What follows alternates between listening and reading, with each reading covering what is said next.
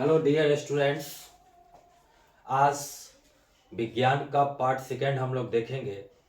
Part one में हम लोगों ने प्रकाश के बारे में पढ़ा था, प्रकाश स्रोत के बारे में पढ़ा था कि प्रकाश कहाँ से प्राप्त होता है।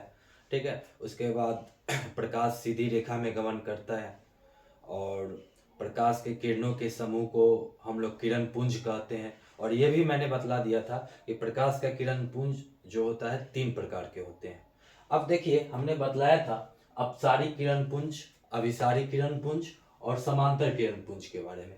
तो अपसारी किरण पुंज जो है, इसमें क्या होता है, इस प्रकार के किरण पुंज में जो होता है कि प्रकाश का जो किरण है ना, एक बिंदु स्रोत से निकलता है। ठीक है, एक ही बिंदु स्रोत से आपका प्रकाश का किरण निकलेगा और फिर वो निकल करके फैलते चले जाएगा। आप यहाँ पर देखिए, बिंदु एक ही है और ये यहाँ पर बहुत सारा प्रकाश का किरण है। एक ही बिंदु स्रोत से क्या हो रहा है, निकल रहा है और वो अपना फैलते चले जा रहा है। ठीक है, जब एक बिंदु स्रोत से बहुत सारे प्रकाश का किरण जो है एक ही बिंदु स्रोत से निकले और वो फैलते चले जाए, तो उस प्रकार के किरण पुंज को हम लोग अपसारी किरण पुंज बोलेंगे। और ठीक इसी का उल्टा, कि प्रकाश का किरण अलग अलग जगह से आ रहा है और सारे प्रकाश के किरण एक ही बिंदु पर जाकर अगर मिलेगा, मान लीजिए उधर से आ रहा है, इधर से आ रहा है, इधर से आ रहा है, सब जगह से प्रकाश का किरण आ रहा है और एक ही बिंदु पर आकर के मिलेगा। ठीक है, तो इस प्रकार के किरण पुंज को, ठीक है, हम लोग कहेंगे अभिसारी। ठीक है, एक बिंदु से निकलेगा और अलग अलग जगह जो है जाएगा, फैलते चले जाएगा आगे तक, तो उसको हम लोग अपसारी किरण पुंज बोलेंगे। ठीक है, और अलग अलग जगह से आएगा बहुत सारा किरण, ठीक है, और एक ही बिंदु पर आकर के मिलेगा, तो उसको हम लोग क्या बोलेंगे, अभिसारी बोलेंगे। ठीक है, अब देखिए समांतर किरण पुंज। समांतर किरण पुंज क्या होता है कि इस प्रकार के किरण पुंज में प्रकाश का किरण जो है एक दूसरे के समांतर होता है। समांतर कहने का मतलब, जैसे ट्रेन का पटरी देखे हैं, ट्रेन का पटरी जो होता है आपका एकदम पैरेलल होता है, एकदम समांतर, दोनों के बीच जो इक्वल डिस्टेंस जो होता है, एकदम इक्वल डिस्टेंस होता है। ठीक है, तो समांतर देखिए, एक दूसरे के समांतर मतलब वो आगे जाकर के इंटरसेक्ट नहीं कर सकता है। तो इस प्रकार के किरण पुंज में जो प्रकाश का किरण होगा एक दूसरे के समांतर होगा। देखिए, एक दूसरे के समांतर, इसको आगे आगे ये बढ़ेगा तो कभी भी इंटरसेक्ट नहीं कर सकता, एक दूसरे के क्या है, समांतर होता है इस प्रकार के किरण पुंज में। तो प्रकाश का किरण पुंज 3 प्रकार के होते हैं, तीनों के बारे में हम लोग देख लिए। ठीक है, अब देखिए, बहुत ही माइनर टॉपिक है ये सब, पारदर्शी पदार्थ, पारभासी पदार्थ और अपारदर्शी पदार्थ। तो पारदर्शी पदार्थ क्या होता है कि वे पदार्थ जिनसे होकर प्रकाश आसानी से आर पार कर जाता है, उसको हम लोग पारदर्शी पदार्थ कहेंगे। और वे पदार्थ जिनसे जो है प्रकाश जो है मतलब पूरा आर पार नहीं करता, अंशतः पार करता है। ठीक है, मतलब एक तरह से जैसे आप लोग देखे होंगे दूध, तेल लगा हुआ कागज या बटर पेपर देखे होंगे, उसमें जो वो सब में क्या होता है कि प्रकाश जो है आपका पूरा जो है पार नहीं करता है, अंशतः पार करता है। तो जिस वस्तु में, जिस पदार्थ में प्रकाश जो है आर पार मतलब अंश आर पार करेगा, तो वो हो जाएगा पारदर्शी। ठीक है, और अंशतः अगर आपका पार करेगा तो वो हो गया आपका पारभासी। ठीक है, और अपारदर्शी जिसमें थोड़ा भी प्रकाश जो है आपको पास नहीं करेगा। ठीक है, जैसे आप लकड़ी में थोड़ा भी प्रकाश पास करता है क्या, जैसे आप पत्थर देखे होंगे, लोहा देखे होंगे, इसमें थोड़ा भी प्रकाश पार नहीं कर पाता है। तो जिसमें थोड़ा भी प्रकाश पार नहीं करे उसको अपारदर्शी कहेंगे, और जिसमें अंशतः प्रकाश पार करता है, अंशतः, ठीक है, तो उसको हम लोग पारभासी, और जिस पदार्थ से होकर के प्रकाश आर पार कर जाता है उसको हम लोग क्या बोलते हैं, पारदर्शी पदार्थ बोलते हैं। तो ये पारदर्शी, पारभासी, अपारदर्शी, ये तीनों समझने में भी हम लोग को कोई दिक्कत नहीं। अब हम लोग पढ़ेंगे कि प्रकाश का परावर्तन। मैंने पहले ही दिन बोला था कि प्रकाश जो होता है वो परावर्तन होता है, कि प्रकाश जैसे मान लीजिए कोई भी सतह पर पड़ा, ठीक है, या कोई भी वस्तु पर या कोई भी सतह पर जैसे ही प्रकाश पड़ता है तो उस पर पड़ने के बाद क्या होता है कि वो वापस लौट जाता है। तो प्रकाश के कोई सतह पर पड़ने के बाद वापस लौटने की जो क्रिया होती है, इसी को हम लोग क्या बोलते हैं, प्रकाश का परावर्तन बोलते हैं। क्लियर। अब देखिए, हम लोग जो है ना अप्रदीप्त वस्तु किसको कहते हैं, जिसके पास अपना लाइट नहीं होता। अब जैसे मान लीजिए कि यहाँ कोई सामान रखा हुआ है, तो उस सामान को हम कैसे देख रहे हैं, जैसे मान लीजिए रूम में एक बैग रखा हुआ है, ठीक है, बैग रखा हुआ है या कुछ भी रखा हुआ है तो उसको हम कैसे देखते हैं? तो रूम में पक्का है कि लाइट जल रहा होगा, बल्ब जल रहा होगा, तो क्या होता है कि उस बल्ब का रोशनी जो है उस अप्रदीप्त वस्तु मतलब बैग, बुक कुछ भी अगर रखा हुआ तो उस पर पड़ता है, और उस पर जैसे ही पड़ता है तो वो पड़ने के बाद हमारे आंखों तक पहुंचता है। ठीक है, मतलब उस पर पड़ने के बाद हमारे आंख तक जो है परावर्तित होकर के परावर्तित किरण के द्वारा वो रोशनी हमारे आंख तक पहुंचता है, और तब जो है हम लोग उस अप्रदीप्त वस्तु को देख पाते हैं। ठीक है, तो प्रकाश के परावर्तन की वजह से ही हम लोग कोई अप्रदीप्त वस्तु को हम लोग देखते हैं। अब जैसे मान लीजिए दिन में हम कोई भी जैसे पेड़ है कुछ भी है, दिन के समय में सब चीज हमको दिखता है, तो दिन में कैसे हम कोई भी चीज को देखते हैं और रात में क्यों नहीं देखते? तो अभी सोचे दिन के समय में अगर हम कोई भी चीज को देख रहे हैं तो उसमें क्या होता है कि सूर्य का प्रकाश उस पर पड़ रहा है, और उस पर पड़ते ही जो है वो किरण जो है परावर्तित होकर के हमारे आंख तक पहुंचता है। ठीक है, और हम आंख पर जैसे ही पहुंचता है तो हम लोग उस वस्तु को देख पाते हैं। आंख पे एक रेटिना होता है, आप लोग को हम आगे पढ़ाएंगे, रेटिना पर कोई भी वस्तु का प्रतिबिंब बन जाता है और तभी हम उस वस्तु को देखते हैं। ठीक है, तो प्रकाश के परावर्तन जो होता है कि कोई भी सतह पर अगर प्रकाश पड़ा तो फिर क्या होता है, उस पर पड़ते ही प्रकाश जो है वो जो है वापस लौट जाता है। इसी प्रक्रिया को हम लोग क्या बोलते हैं, प्रकाश का परावर्तन।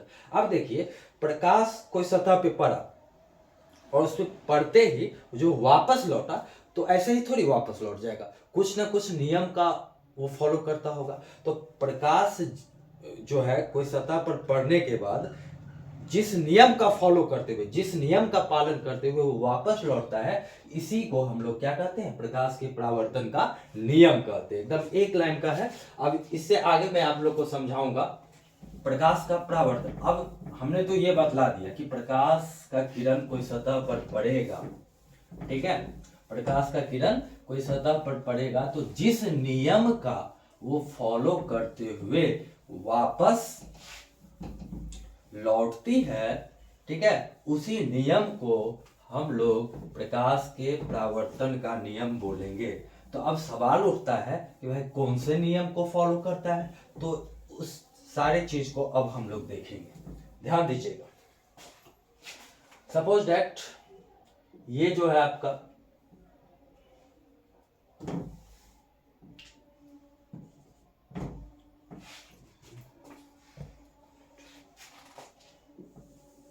सपोज दैट ये आपका क्या है, समतल दर्पण। ये क्या है आपका, सपोज दैट ये जो है आपका समतल दर्पण, समतल दर्पण, ठीक है। और ये जो है यहाँ मान लीजिए ये जो होता है आपतन बिंदु होता है, इसको हम लोग ओ मान लेते हैं। ठीक है, कोई प्रकाश का किरण मान लीजिए यहाँ से आया और एकाएक इस बिंदु पर पड़ा। देखिए बना दे दीजिए फिगर। ठीक है, मान लीजिए यहाँ पर कोई स्रोत है, उस स्रोत से प्रकाश का किरण इसके द्वारा आया और यहाँ पर पड़ा, और यहाँ पर पड़ने के बाद तुरंत ये जो है इस किरण के द्वारा वापस लौट गया। ठीक है, तो देखिए प्रकाश स्रोत से प्रकाश जो है निकलता है और जिस किरण के द्वारा दर्पण समतल सतह के जिस बिंदु पर पड़ता है, जिस किरण के द्वारा प्रकाश आता है ना, ठीक है, उसको हम लोग क्या कहेंगे, इसको हम लोग बोलेंगे आपतित किरण। ध्यान दीजिएगा, इसको हम लोग क्या बोलेंगे, आपतित किरण बोलेंगे। जिसके द्वारा प्रकाश जो है, जिस किरण के द्वारा प्रकाश आपतन बिंदु पर पड़ता है उसी को हम लोग बोलेंगे आपतित किरण।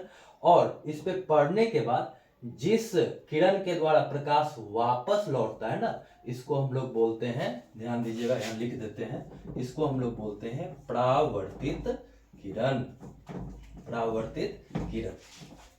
क्लियर। अब देखिए ये हो गया आपतन बिंदु। तो आपतन बिंदु किसको, ये मैं यहां लिख देता हूं, ये हो गया आपका आपतन बिंदु। तो समतल सतह के जिस बिंदु पर आपतित किरण पड़ता है उसी को हम लोग आपतन बिंदु कहेंगे। आराम से अपने से डिफिनेशन बना सकते हैं। अब देखिए यहाँ पर जो होता है एक अभिलंब होता है। क्या होता है, एक अभिलंब होता है। क्लियर, एक अभिलंब होता है। तो यहाँ पर इसको हम लोग क्या बोलेंगे, अभिलंब। इसको हम लोग अभिलंब, इंग्लिश में नॉर्मल बोलते हैं। ठीक है, ये अभिलंब, इसको हम मान लेते हैं एन। ठीक है, तो ये क्या हो गया आपका अभिलंब हो गया।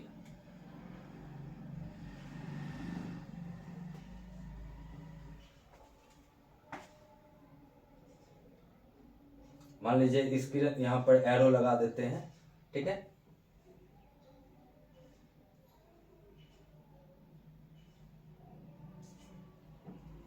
ठीक है, मतलब इसके द्वारा प्रकाश यहाँ आया, इस बिंदु पर पड़ा और पड़ने के बाद फिर ये, ठीक है, वापस लौट गया। तो ये हो गया आपका। देखिए अभिलंब का परिभाषा मैं क्या दे सकता हूँ कि आपतन बिंदु पर जो लंब जो खींचा जाता है ना, उसी को हम लोग अभिलंब बोलते हैं। एक्चुअली में ये क्या है, जैसे ये सतह है ना, तो इस पे ये लंब खींचा जाता है, मतलब ये पूरा एक तरह से 90 डिग्री होता है, ठीक है। लेकिन चूंकि इंसिडेंट रे जो है, आपतित किरण है, ये थोड़ा इस तरीके से है, तो पक्का जो है ये एक तरह से एक्यूट एंगल होगा, 90 से कम ही होगा। तो इसको जो है देखिए क्या कहते हैं हम लोग, आपतित किरण और अभिलंब के बीच के कोण को हम लोग आपतन कोण कहते हैं, और परावर्तित किरण और अभिलंब के बीच को हम लोग परावर्तन कोण बोलते हैं। क्लियर?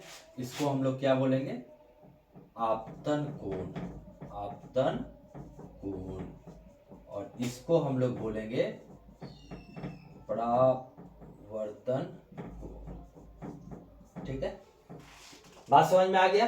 तो सबका परिभाषा मैं फिर से बतला देता हूं। जिस किरण के द्वारा प्रकाश आपतन बिंदु पर पड़ता है, ठीक है, समतल सतह के आपतन बिंदु पर पड़ता है, उसको आपतित किरण, और मतलब आपतित किरण के द्वारा प्रकाश आपतन बिंदु पर जैसे ही पड़ता है, तो फिर पड़ने के बाद जिस किरण के द्वारा वापस लौटेगा उसको परावर्तित किरण कहेंगे। आपतन बिंदु पर जो लंब खींचा जाता है उसको अभिलंब बोलेंगे। अब देखिए आपतन कोण का क्या परिभाषा दे सकते हैं, आपतित किरण और अभिलंब के बीच को हम लोग क्या बोलेंगे, आपतन कोण बोलेंगे। परावर्तित किरण और ये अभिलंब के बीच के कोण को क्या बोलेंगे, परावर्तन कोण बोलेंगे। और आपतन बिंदु का क्या परिभाषा दे सकते हैं, तो आपतन बिंदु का हम लोग यही परिभाषा दे सकते हैं कि समतल सतह के जिस बिंदु पर आपतित किरण पड़ता है उसी बिंदु को हम लोग आपतन बिंदु कहेंगे। क्लियर? तो यहाँ पर मैं इसको लिख भी, इसको कुछ मान लीजिए ए मान लीजिए, इसको आप क्या मान लीजिए, बी मान लीजिए, ठीक है। इसको ए मान लीजिए और इसको बी मान लीजिए। तो आप यहाँ पर ओ ए को क्या बोलेंगे, अच्छा लिख ही दिए हैं, फिर से लिख देता हूँ। ओ ए को बोलेंगे आपतित किरण, ठीक है। ओ बी को क्या बोल सकते हैं आप, परावर्तित किरण। क्या बोल सकते हैं, परावर्तित किरण। क्लियर? उसके बाद आप ओ एन को क्या बोल सकते हैं, ओ एन को बोल सकते हैं अभिलंब, अभिलंब। उसके बाद आप एंगल आई को क्या बोल सकते हैं, आपतन कोण, आपतन कोण। और एंगल आर को क्या बोल सकते हैं, परावर्तन कोण। ठीक है, एंगल आई को आपतन कोण, एंगल आर को परावर्तन कोण। और ये ओ जो बिंदु है इसको आप बोल सकते हैं आपतन बिंदु। तो देखिए अब जो है ये सब चीज हम बेसिक पॉइंट समझ गए। तो अब यहाँ पर देखिए नियम क्या कहता है, आप मतलब जो प्रकाश के परावर्तन का नियम है, पहला नियम कहता है कि ये जो है आपतित किरण, परावर्तित किरण और आपतन बिंदु पर जो अभिलंब जो खींचा जाता है ना, ये तीनों एक ही समतल में होते हैं। प्रकाश के परावर्तन का नियम अगर जैसे हम बोले, प्रकाश के परावर्तन का नियम, परावर्तन का नियम अगर मैं बोलूं तो दो नियम होते हैं। पहला क्या होता है कि आपतित किरण, आपतित किरण, परावर्तित किरण, परावर्तित किरण और आपतन बिंदु पर खींचा गया लंब, खींचा गया अभिलंब, खींचा गया अभिलंब, तीनों एक ही समतल में होते हैं, तीनों एक ही समतल में होते हैं। क्लियर है? एकदम इजी है, आप देख भी सकते हैं। आपतित किरण, परावर्तित किरण और आपतन बिंदु पर जो अभिलंब खींचा गया है, तीनों एक ही समतल में है ना। दूसरा नियम देखिए क्या कहता है, दूसरा नियम कहता है कि जो आपतन कोण है वो परावर्तन कोण के हमेशा बराबर है। आपतन कोण और ये परावर्तन कोण, दोनों क्या होगा, हमेशा बराबर होगा। अगर I आपका मान लीजिए 45 डिग्री है तो R भी 45 डिग्री होगा। यही दोनों जो है आपका प्रकाश के परावर्तन का नियम है। अब देखिएगा यहाँ पर एक टॉपिक आता है,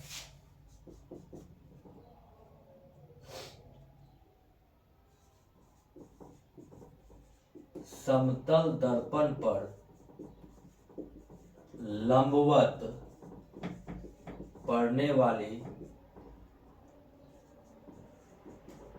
प्रकाश के किरण का परावर्तन, प्रकाश का परावर्तन। समतल दर्पण पर लंबवत पड़ने वाली प्रकाश के किरण का परावर्तन, एक टॉपिक ये आता है। जैसे मान लीजिए ये समतल दर्पण, ठीक है, मेरा स्केच समतल दर्पण है ये, ठीक है।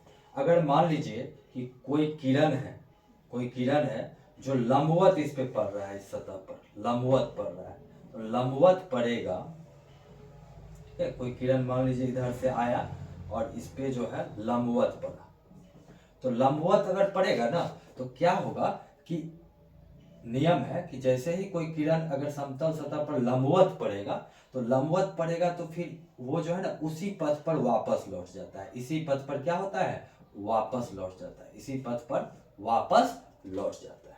ये हो गया, यहाँ पर देखिए ये हो गया आपका आपतित किरण जो लंबवत पड़ रहा था, ठीक है, और ये परावर्तित किरण हो गया, इसी पथ पर वापस लौट रहा है, परावर्तित किरण, ठीक है। तो इस केस में अभिलंब का भी काम यही करता है। तो अब यहाँ पर देखिए, यहाँ पर एंगल बन रहा था, आपतित किरण था और अभिलंब, लेकिन यहाँ पर देखिए यहाँ पर एंगल बनेगा, यहाँ पर तो दोनों एक ही पर लाई कर गया, तो एंगल जो इस केस में जो होता है आपतन कोण और परावर्तन कोण का जो वैल्यू होता है 0 डिग्री होता है। और याद रखिएगा कि अगर समतल दर्पण पर लंबवत अगर कोई प्रकाश का किरण पड़ेगा तो परावर्तन के बाद उसी पथ पर वो वापस लौट जाता है। ये किरण जैसे ही पड़ा, देखिए इसी पथ पर वापस लौट गया है ना, तो लंबवत अगर कोई प्रकाश का किरण पड़ता है तो उसी पथ पर वापस लौट जाता है। और इस केस में आपतन कोण और परावर्तन कोण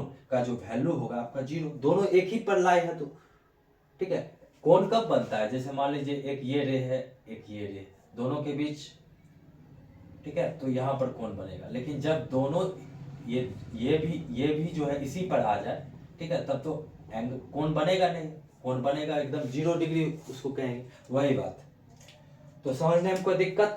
प्रकाश के परावर्तन का नियम क्या है? 2 नियम है, सबके बारे में मैंने डिटेल में बतला दिया, ठीक है। और लंबवत जब प्रकाश का किरण पड़ेगा तो क्या होगा, ये सारी घटना के बारे में हम लोग डिस्कशन किए हैं। अगले वीडियो में फिर इससे आगे हम लोग देखेंगे। धन्यवाद।